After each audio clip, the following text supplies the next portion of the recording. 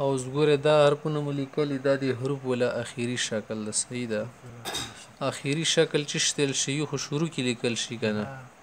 شروع کې مو به بعد شي ته لیکلې شروع کې روشي یو ټکی ته. صحیح ده. دا شروع کې راول دي پسې بیا بل ته لګي بس. اوس وګورئ دا ولیدو اندا بعد کنه مانس کې رسی کنه مانس کې د شي لیکل شي. اوس دا ځکه بس ټکه لیکل شو کنه تو سره مانس کې سار نو سره غاو چو ابس. اوس وګوره ابس اکرون کې شتو کنه ابس وته ول مانس کې دا بي زوی ده همدا شته که تو سپامی کنه مانس کې حرفونه رسی غو بل شکل وي به څه کله اخر کې حرف روش یا به بل شکل کې لیکل شي. دا موټول لیکلي حرف کې اخري شکل اخري شکلونه باو ګورې څه کله اخر کې لیکل شي به د شي د لیکل شي. صحیح ده. انده ستاونه جوړیږي پوسنه په حرفونه ولګو سان دینه جوړیږي. صحیح ده. بیا ورپسې دال د دالو اخري شکل انده د خطو بل ټکی سره ټچ کړای کنه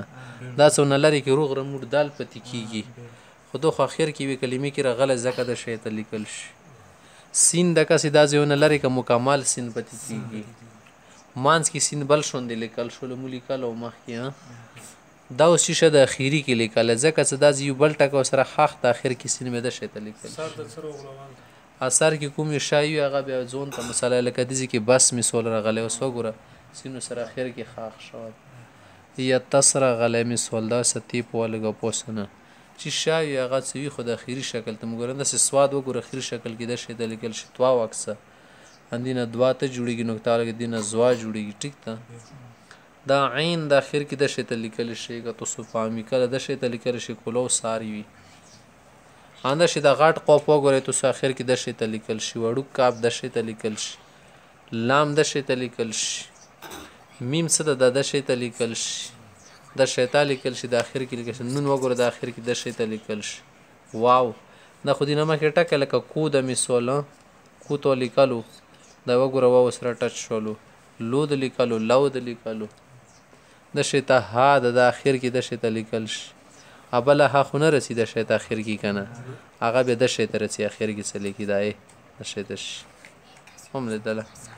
شیطان دوله کله با به ول د اخر کې نشي ته لیکل شي ګول هدي ته وړي کسي دا ته وړي دا یا اخر کې د لیکل شي د بل یا اخر کې د شي د لیکل شي نه د دې مسره حروف ول شش ول اخري شکل هر په اخري شکل کې مسره د شي ته لیکل شي تو سره کې قاعده کې تو سوز تجربه کوم قاعده تو سګوره خاموس سره کا سیدی کې قاعده کې د لام اخر کې کنه اخر کې کنه کسي د پوسغونی روغ دا کنه روغ دي زی پرې صدا عینونه تو سورک کې دا وګوره د شی شو کنه خوځ غوندي عین اخر کې د شی ته لیکل شي کس یا زمول دا ولیدو د شی ته روغ ده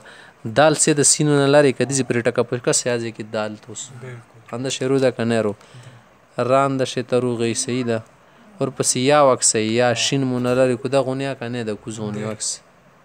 قاف وکس داونه پټ کې د شی ته اله دومره رجواتی کس دا ولیدو اندش ټولو کې انده جوړیږي سمج شو کو اخر شکل ته وکس